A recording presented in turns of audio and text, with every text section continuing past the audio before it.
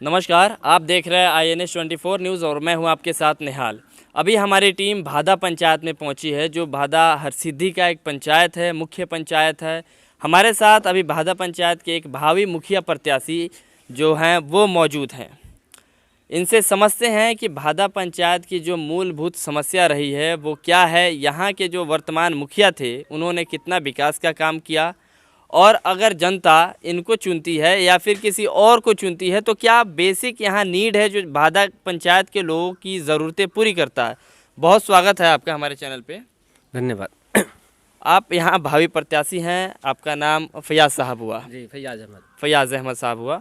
तो आप किन मुद्दों के साथ चुनाव लड़ रहे हैं? आपको क्या लगता है आपके पंचायत में किन चीज़ों की सबसे ज़्यादा ज़रूरत है जो आपको लोग मौका देंगे तो पूरा हो पाएगा? सबसे पहले मेरे पंचायत में बहुत सारे जो गरीब लोग हैं जिनके पास राशन कार्ड आज भी नहीं है, उनका राशन कार्ड बनवाना। बहुत सारे लोग जो विधवा हैं उनका विधवा पेंशन बाकी है वो कराना। विकलांग लोग हैं उनके लिए विकलांग पेंशन की जो व्यवस्था है उसका करवाना। और पंचायत में बहुत सारा ऐसा वार्ड रहा जहाँ पे कोई काम ही नहीं किया इस मुखिया ने, सिर्फ अपने गांव का काम विकास किया है। जो भी किया, हम ये गांव पठानपट्टी है, 1 नंबर वार्ड, 2 नंबर, 3 नंबर, इसमें काम के नाम पर कुछ नहीं हुआ। अभी भी आगे अब उधर से जाएंगे तो चलने लायक रोड नहीं है। बरसात में भी दिक्कत, पैदल चलने में दिक्कत हो रही थी, और मोटरसाइकिल साइकिल की तो बात छोड़ दीजिए।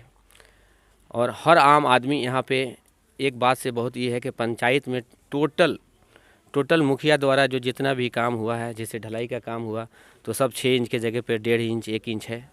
और सारी रोडें जो बनी और भी वार्डों में वो सब टूट रही हैं, बर्बाद हो रही हैं। मैंने बड़े पैमाने पे भ्रष्टाचार हुआ, इतने बड़े पैमाने पे हुआ कि इसका हिसाब लगाना मुश्किल है। और आप जो है लंबे समय से समाज सेवा कर रहे हैं, जी जी, लोगों के बीच रहे हैं। जी जी, लोगों की ज़रूरतें जो हैं आप कह रहे हैं सड़क से लेके और उनको पानी तक, जी जी, हर तरह से बिहार सरकार जो है पंचायत के विकास के लिए बहुत सारा पैसा देती है, बहुत सारा राशि देती है। तो यहाँ जो आप जो सड़क के बारे में बात कर रहे हैं, किन किन वार्डों में इस तरह की हालत है? सबसे ज़्यादा जो ग्रस्त वार्ड है वो है 1 नंबर, 2 नंबर और 3 नंबर वार्ड जो है, और 4 नंबर वार्ड जी, जहाँ पे रोड की बहुत जर्जर हालत है। बहुत सारी आज भी कच्ची रोडें हैं 4 नंबर वार्ड में, जहाँ पे पैदल भी चलना मुश्किल है। बरसात के दिनों में मतलब गड्ढा हो जाता है, जैसे लगता है कि गड्ढे में रोड है। ये हालात बनी हुई है। नाली की व्यवस्था कैसी है आपके पंचायत की? हमारे पंचायत में कहीं नाली की कोई व्यवस्था नहीं है। और एक नीड सबसे ज़रूरी कामों में से एक ये भी काम है कि नाली का निर्माण यहाँ कराया जाए। देखिए, बिहार सरकार लगातार तत्पर है कि हर एक गांव में, हर एक पंचायत में बिहार के नाली का निर्माण हो, ताकि निकासी हो, पानी की जल जमाव की स्थिति ना हो, बीमारियों से लोग बचे। गली नाली एक महत्वपूर्ण योजना है बिहार सरकार की, नीतीश कुमार की महत्वाकांक्षी योजना है, जो कि फैयाज़ साहब बता रहे हैं कि इनके जो पंचायत है भादा पंचायत में, वहाँ स्थिति ख़राब है। मैं भी इस पंचायत में जब आया तो देखा कि कहीं हमको नाली दिखा नहीं। नाली के अलावा एक महत्वपूर्ण और है कि स्ट्रीट लाइट जहाँ भी है, ताकि वहाँ लोग जो खास करके इस पंचायत की महिलाएं हैं वो खुद को सुरक्षित महसूस करें। इसका मेन मकसद था। क्या स्थिति है? हमारे यहाँ एक भी स्ट्रीट लाइट मुखिया द्वारा कहीं भी नहीं लगाई गई। एक बल्ब भी मुखिया ने कहीं नहीं लगाया है। पूरे पंचायत के 14 वार्ड में किसी भी कोई भी चौर चौराहा जहाँ भी चीज़ें हैं, कहीं एक पीस भी लाइटें नहीं लगी। जबकि सरकार ने तो बहुत सारी धनराशि दी। कोरोना के टाइम में भी सरकार द्वारा काफ़ी राशि दी गई थी, ताकि लोगों को ये बताया जाए, समझाया जाए कि आप कैसे खुद को स्वस्थ रख सकते हैं, कैसे बीमारियों से बचाव कर सकते हैं। उस वक्त भी आपके पंचायत में काफ़ी इस तरह का आरोप लगा था कि ना मास्क बांटा गया और ना ही उससे संबंधित किसी कार्य को किया गया। क्या इस पर आपका स्पष्टीकरण? ये कोरोना काल में हमारे पंचायत में किसी तरह की भी कोई योजना का लाभ किसी आम आदमी तक नहीं पहुंचाया गया। इवेन के किसी को जागरूक भी नहीं किया गया कि कोरोना से बचाव कैसे होगा, नहीं होगा। हमारे पंचायत में गरीबी बहुत है। बहुत सारे लोग ऐसे थे जिनको खाने पे मुहताज हो गए, काम बंद हो गया, किसानों का काम बंद हो गया, बाहर से लोग घर लौट कर आ गए, खाने बिना मर रहे थे। हम लोग सामाजिक स्तर पे जो समाज के लोग हैं अपना अनुदान दे देकर बहुत सारे लोगों को खाने पीने की व्यवस्था कराया। लेकिन मुखिया कोरोना काल का जितना दिन रहा, ना किसी जनता से वो मिले, ना किसी की सुने। वो खुद अंडरग्राउंड थे उस समय। आपका पंचायत कृषि प्रधान पंचायत है। ज़्यादातर लोग मजदूरी करते होंगे या खेती गृहस्थी करते जी, जी। होंगे। तो सरकार की तरफ से काफ़ी सारी योजनाएं आती हैं कृषि से संबंधित, उसमें क्या कुछ आपको लगता है कि यहाँ सुधार होना चाहिए और नहीं हुआ? यहाँ टोटल सुधार की ही ज़रूरत है, क्योंकि सरकार द्वारा जो भी काम आया था नरेगा के तहत, जी। वो कोई काम मजदूर से नहीं कराया गया। टोटल काम मशीन द्वारा कराया गया। जहाँ खोदैया होनी थी वहाँ भी जेसीबी मशीन से खोदा गया। जो रोड की ढलैया होनी थी वो भी मशीन से काम हुआ।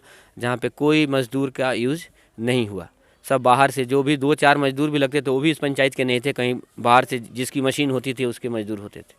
अच्छा, एक महत्वपूर्ण चीज़ मुझे याद आ रही है। मैं कुछ समय पहले आपके पंचायत में घूम रहा था तो कुछ गरीब लोग हमको देख के रोके और उन्होंने कहा कि मुखिया द्वारा जो नाम होता है ये में आपके नरेगा कार्ड में वो बनवाया गया है, लेकिन रुपया निकास कर लिया जाता है और पैसा नहीं दिया जाता है। तो क्या ये अमूमन स्थिति बहुत ज़्यादा है या क्या है, कैसे है? ये लगभग 100% लोग हैं। उन्होंने, अब मुखिया ने अपने जो उनके खास लोग थे उन्हीं का ये कार्ड बनवाया, और जो भी जहाँ भी योजना ढलैया का काम हुआ उसी में उन्हीं का नाम दिया और उनसे पैसा अपना लिया।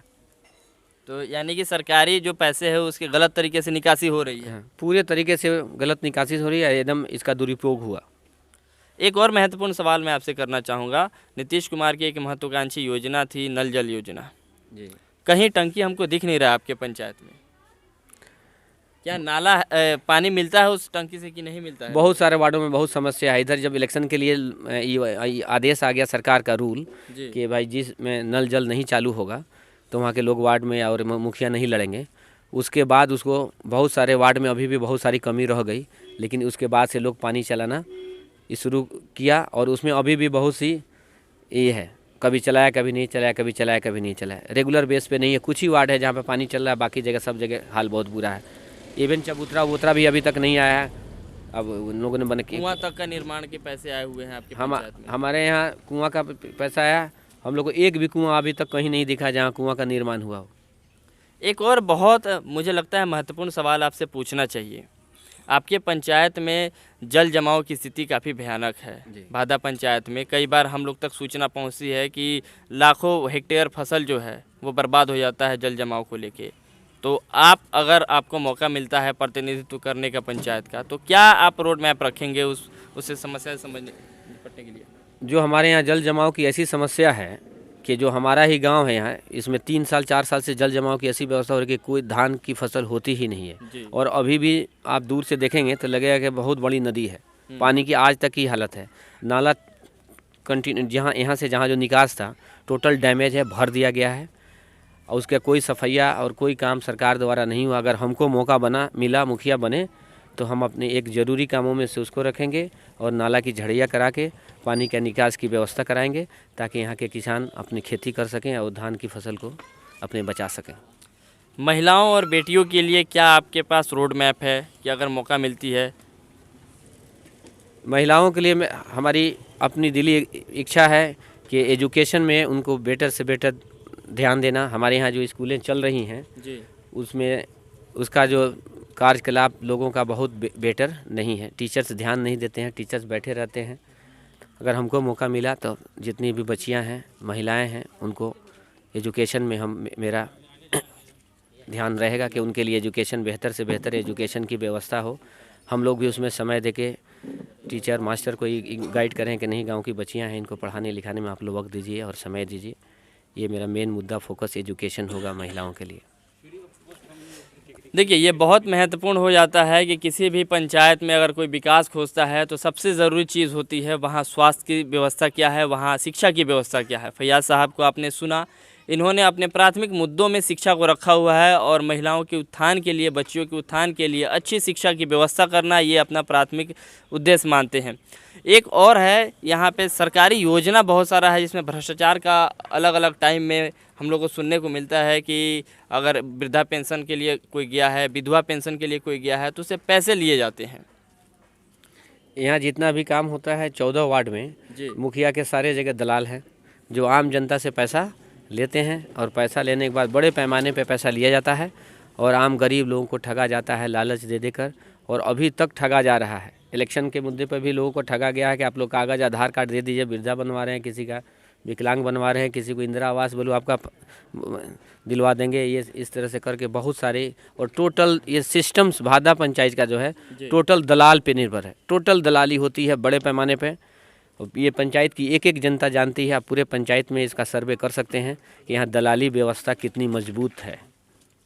ये गंभीर आरोप है और साथ में एक कड़वी सच्चाई भी है कि जब हम पंचायत की बात करते हैं तो बुनियादी जो चीज़ें हैं लोगों को वही नहीं मिल पाती हैं। लोग अगर जाते हैं किसी प्रकार का कोई सर्टिफिकेट बनवाने जाते हैं या किसी प्रकार का कोई योजना का लाभ लेने जाते हैं तो सबसे पहले उनसे पैसे की मांग की जाती है और ये दुर्भाग्य है हमारे बिहार का। साथ ही आप फैयाज साहब को सुन रहे थे, ये भादा पंचायत है, हरसिद्धि प्रखंड में आता है और ये पूर्वी चंपारण जिले का एक महत्वपूर्ण पंचायत है। यहाँ खेती पे लोग ज़्यादा निर्भर रहते हैं, लेकिन फिर भी लोगों को जो मूलभूत सुविधाएं हैं जैसे सड़क हो गया, नाली हो गया, साफ़ पानी हो गया, ये सारी चीज़ें अभी भी नदारद है इस पंचायत में। और मुखिया आते जाते रहते हैं, लोग आते जाते रहते हैं, लोग दावे करते हैं। आपने फैयाज साहब की बातों को सुना, ये लंबे समय से यहाँ समाज सेवा कर रहे हैं, लोगों के बीच रह रहे हैं। इनको मौका मिलना चाहिए, नहीं मिलना चाहिए, ये तो आप लोगों के ऊपर निर्भर करता है कि आप इनको किस तरह पसंद कर रहे हैं। क्या वाकई ये उस लायक हैं जिस तरह के ये दावे कर रहे हैं, या फिर कोई और प्रत्याशी आपके बीच में उससे बेहतर है।